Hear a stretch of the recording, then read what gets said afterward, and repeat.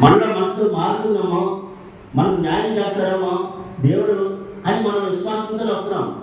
విశ్వాసం లేకుండా ఎవరు కూడా రాలేదు ఇక్కడికి.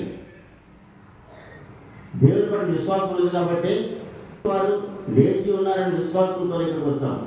కనుక మనం విశ్వాసంతో ఉండాలి. మనం చాలామంది విశ్వాసంతో ఉంటారు.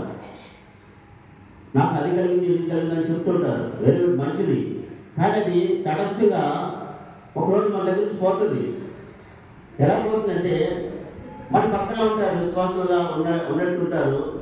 మనం ఎదుగుతుంటే ఒకరు కింద తప్పడానికి చూస్తూ ఉంటారు. అయితే హెబ్రీయులకు రాసిన పత్రిక